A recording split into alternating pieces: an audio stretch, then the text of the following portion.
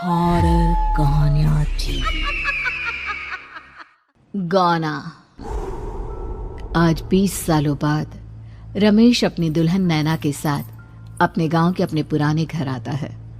सभी लोग बहुत खुश थे। रूपा भी अपनी बहू का स्वागत करने में लगी थी। पर ये क्या, रूपा जैसे ही अपनी बहू की आरती उतारने जाती है, अचानक से तेज हवाएं चलने लगती है। घर की लाइट चली जाती है और आरती का थाल का दीपक बुझ जाता है। माँ, ये सब क्या हो रहा है? अचानक से ये मौसम कैसे बदल गया? अरे बेटा, ये गांव है। गांव में अक्सर ऐसा ही होता है। किसी भी वक्त मौसम बदल जाता है और कभी भी लाइट चली जाती है। दीपाली बेटा, किचन से मोमबत्तियां तो ले आ। रूपा के कहने पर दीपाली किचन में मोमबत्ती लेने जाती है। लाइट ना होने की वजह से घर में काफी अंधेरा था, इसलिए दीपाली अपने फोन का टॉर्च ऑन करती है और टॉर्च ऑन करते ही उसे महसूस होता है जैसे कोई उसके सामने से गुजरा हो। मुझे ऐसा क्यों महसूस हुआ कि मैंने अभी यहाँ किसी को देखा? क्या सच में यहाँ कोई था या ये सिर्फ मेरा वहम था? अरे दीपाली बेटा, मिले कि नहीं मोमबत्ती? हाँ माँ, बस अभी लाती हूँ।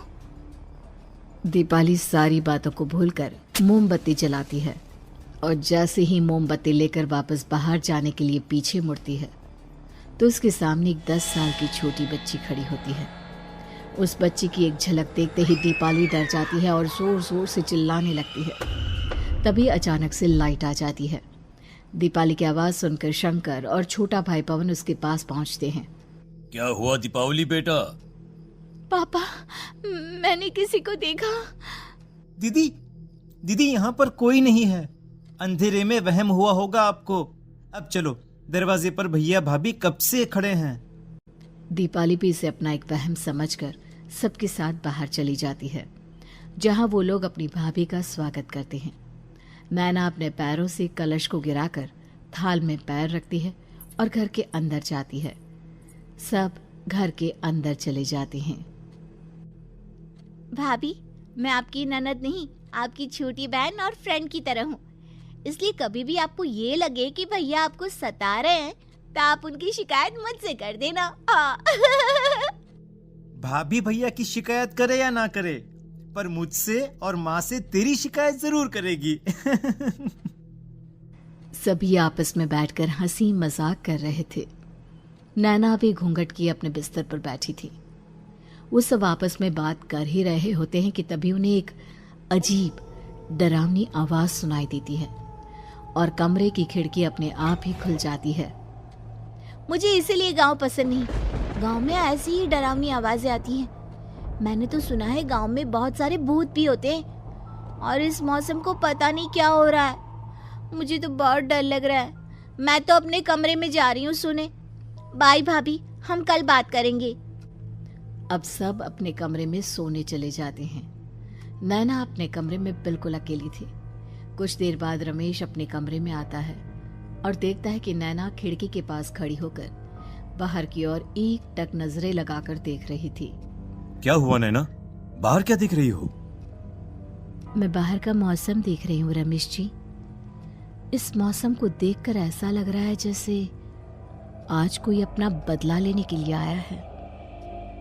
तुम क्या बोल रही हो? मेरी कुछ समझ में नहीं आ रहा। और वैसे भी रात काफी हो चुकी है, अब हमें भी सो जाना चाहिए। चलो। इतना बोलकर रमेश सोने के लिए बिस्तर पर लेट जाता है, पर नैना अब भी खिड़की के पास ही खड़ी होती है। रमेश के सो जाने के बाद नैना अपनी सास के कमरे में जाती है और अपनी सास के पास बैठकर रोने लगती है, जिसे सुन सास की नींद खुल जाती है। बहू, अरे क्या हुआ बहू? तू इतनी रात को यहाँ मेरे कमरे में बैठकर रो क्यों रही है? मम्मी जी, आपने मुझे क्यों नहीं अपनाया? आपको पता है, आपकी वजह से मुझे और मेरे परिवार वालों को गांव वालों के कितने ताने सुनने पड़े। तू मेरी बहू नहीं है? कौन है तू? मम्मी जी, मैं आप ही की बहू हूँ। आपने मुझे अब भी नहीं पहचाना? इतना बोलते ही नैना की आंखें लाल हो जाती हैं। वो जोर जोर से हंसने लगती है। मौसम का रुख बदल जाता है। कमरे की खिड़कियां और दरवाजे अपने आप ही खुलने और बंद होने लगते हैं। देखते ही देखते नैना हवा में उड़ने लगती है और वो अपनी आंखों के इशारे से अपनी सांस को भी हवा में लटका देती है। तेरी वजह से मुझे और मेरे घर वालों को ताने सुनने पड़े। तूने जो पाप किया है, तुझे उस पाप की सजा मिलेगी और अब तेरी इस गलती की सजा तेरा पूरा परिवार भुगतेगा। इस तरह से नैना बड़ी ही बेरहमी से अपनी सास को मार डालती है और आराम से अपने कमरे में जाकर सो जाती है। अगली सुबह जब घर वालों को कमरे में रूपा की लाश मिलती है तो उन लोगों के पैरों तले जमीन खिसक जाती है। कल तक माँ बिल्कुल ठीक थी, फिर अचानक ऐसा क्या हुआ रात को कि माँ हम सबको छोड़कर चली गई। सारी गलती मेरी है। बेटे की शादी की खुशी में मैं ही रात को घर वापस नहीं आया और चला गया अपने गांव के दोस्तों से मिलने। अगर रात को मैं अपनी रूपा के साथ होता तो शायद आज वो हमें छोड़कर न जाती। घर में शोक का माहौल पसर गया था, पर नैना को इस बात से कोई फर्क नहीं पड़ रहा था और ये बात कहीं ना कहीं पवन को भी समझ में आ रही थी। अब ऐसे ही कुछ दिन बीतते हैं और 1 महीने के अंदर ही अंदर शंकर की भी मौत हो जाती है। पहले माँ छोड़कर चली गई और अब पिताजी। क्या हो गया है हमारे घर को? पता नहीं किसकी नजर लग गई है। भैया ये घर सही नहीं है। हम जब से इस घर में आए हैं कुछ न कुछ बुरा ही हो रहा है। हमें यहाँ से वापस शहर चले जाना चाहिए। जहाँ रमेश, दीपाली और पवन का रो रो कर बुरा हाल था, वहीं नैना अपने कमरे में बैठी आराम से मेकअप कर रही थी। दीदी मुझे तुमसे कुछ बात करनी है। मुझे लगता है कि इन सब के पीछे भाभी का हाथ है। पवन तू ये सब क्या कह रहा है? तू होश में तो है ना? अगर भैया भाभी ने तेरी ये बकवास बात सुन ली तो उनके दिल पर क्या गुजरेगी?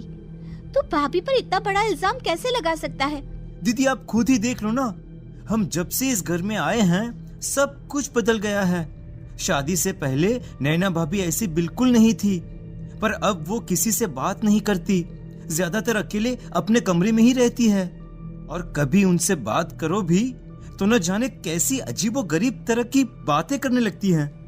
तू पागल हो गया है। आप समझती क्यों नहीं है दीदी? देखो ना, हमारे घर में मौत का सिलसिला शुरू हो गया है, पर भाभी को कोई फर्क नहीं पड़ रहा। वो अभी भी मेकअप कर रही हैं, आराम से खाना खा रही हैं। और दीदी आपको पता है, जिस रात माँ की मौत हुई थी ना, उस रात मैंने भाभी को माँ के कमरे में जाते हुए देखा था। पवन की बातें सुन अब दीपाली के मन में भी शक पैदा होने लगता है और वो इस बारे में रमेश से बात करती है। रात को सब साथ में बैठकर खाना खा रहे थे, तभी कौन हो तुम और तुम ये सब क्यों कर रही हो? क्यों सबकी जान ले रही हो? रमेश जी, ये आप क्या कह रहे हैं? मैं भला मम्मी जी पापा जी की जान क्यों लूंगी? मैंने कब कहा कि तुमने माँ पापा की जान ली? नैना, तुम तो मेरी पत्नी हो, तुम थोड़ी किसी को मारोगी। नैना, तुम नैना ही हो ना? रमेश की ये बात सुनते ही नैना खाना छोड़कर गुस्से में सबको देखने लगती है। नैना की गुस्से भरी आंख को देखकर तीनों भाई बहन डर जाते हैं। तभी नैना जोर जोर से हंसने लगती है। मैं तो हूँ आपकी पत्नी गौरी। गौरी का नाम सुनते ही रमेश के होश उड़ जाते हैं। आखिर कौन है ये गौरी? क्या है इस घर और घर वालों का राज?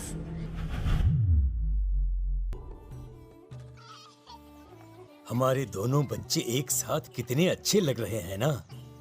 हाँ, कितने अच्छे दोस्त हैं दोनों।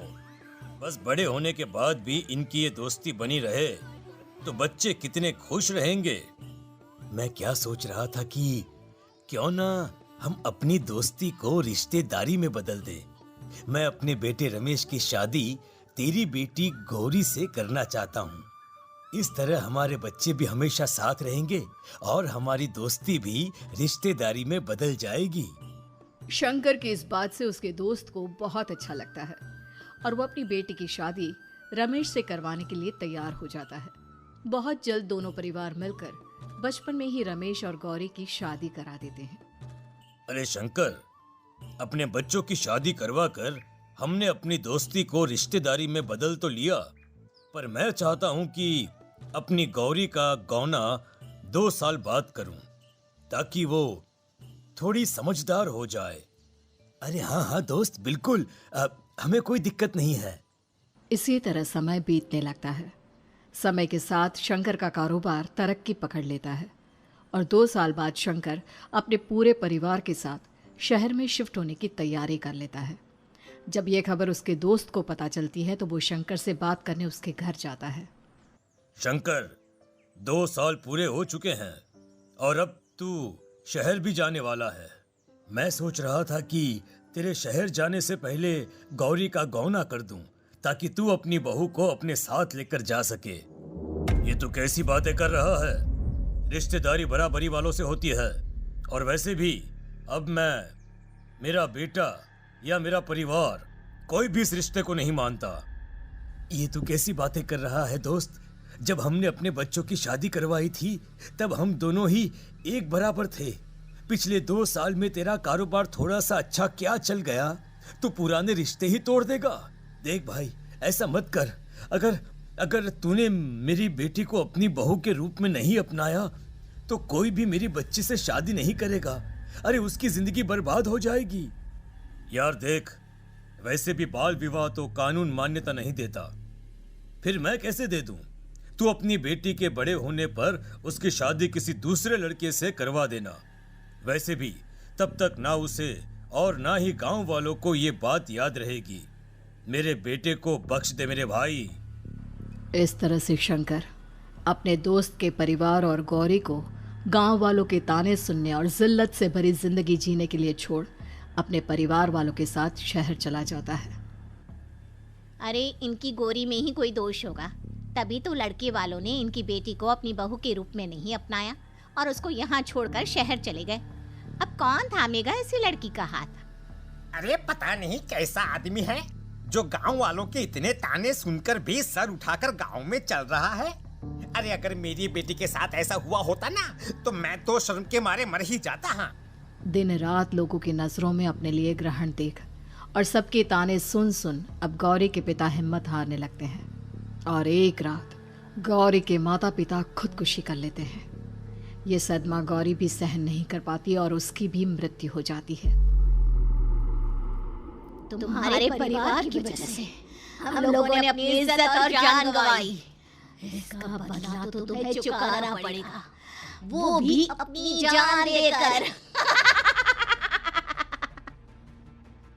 हंसते हुए अब नैना हवा में उड़ने लगती है। नैना अब पूरी तरह से बदल चुकी थी।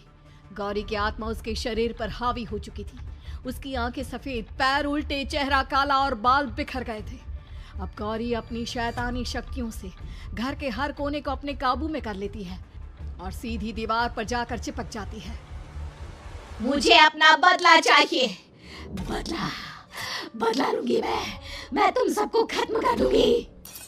गौरी इतनी तेज चिल्ला रही होती है कि उसकी आवाज से घर के सारे कांच टूट जाते हैं। सामान इधर उधर गिरने लगता है और ये सब देखकर तीनों भाई बहन के होश उड़ जाते हैं।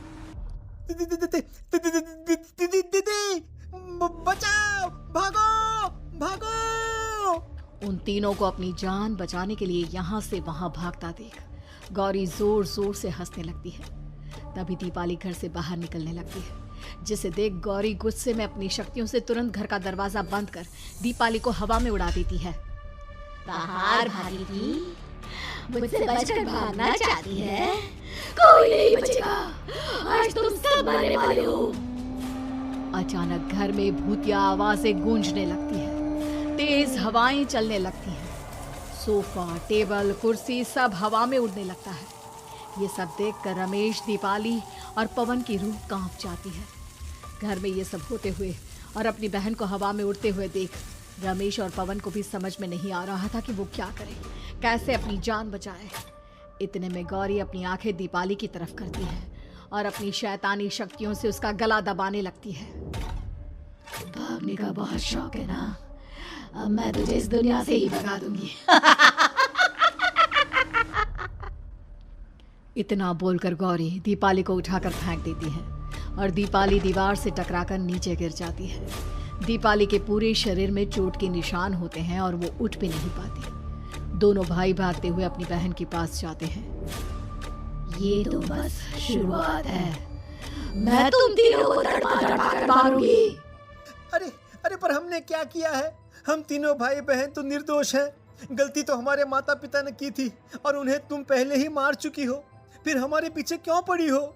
पवन के इतना बोलते ही गौरी एक हवा के झोंके की तरह उसके पास आती है और उसका गला पकड़कर उसे हवा में उठा देती है और रमेश को गुस्से भरी नजरों से देखती है। गलती मेरे परिवार की नहीं थी, पर सबको मरना पड़ा। मैं किसी को नहीं छोड़ूंगी। गौरी पवन को हवा में उछाल देती है, जिस पर कमरे की छत से टकराकर जमीन पर आकर वो गिरता है। उसके सर और शरीर पर जगह जगह चोट लग जाती है और खून बहने लगता है, जिसे देख अब रमेश से चुप नहीं रहा जाता। गौरी, तुम्हारा गुनहगार मैं हूँ। तुम्हारी शादी मुझसे हुई थी। अगर तुम्हें बदला चाहिए तो मुझसे लो। मेरे भाई बहन को छोड़ दो। तुम मुझे मार दो। मरना तो सबको पड़ेगा। अरे पर इसमें उन दोनों की कोई गलती नहीं है। प्लीज, मैं मानता हूँ कि तुम और तुम्हारे परिवार के साथ जो कुछ भी हुआ वो गलत था, पर गौरी, मैं प्लीज मेरे भाई बहन को छोड़ दो। उन्हें तो इस बात के बारे में कुछ भी पता नहीं है। उनका इस सबसे कोई लेना देना नहीं है। तुम और तुम्हारा परिवार यही चाहता था ना कि मैं तुम्हें अपना लूं। उस समय मैं बच्चा था। मेरे पास इतनी समझ नहीं थी, पर आज मैं तुम्हें तुम्हारे इसी रूप में अपनाता हूँ। मेरे साथ जो करना है कर लो, बस मेरे भाई बहन की जान बख्श दो उनकी जान। रमेश की ये बात सुनकर गौरी का गुस्सा थोड़ा शांत होता है। ठीक है, मैं तुम्हारे भाई बहन को नहीं मारूंगी, पर तुम्हें मरना होगा और तुम्हारी आत्मा को मेरे साथ शादी करनी होगी। मुझे मंजूर है। अब रमेश गौरी के साथ छत पर जाता है और छत से नीचे को जाता है। रमेश के मरते ही गौरी उसकी आत्मा को अपने साथ ले जाती है और इस तरह से रमेश खुद मरकर अपने भाई बहन को बचा लेता है।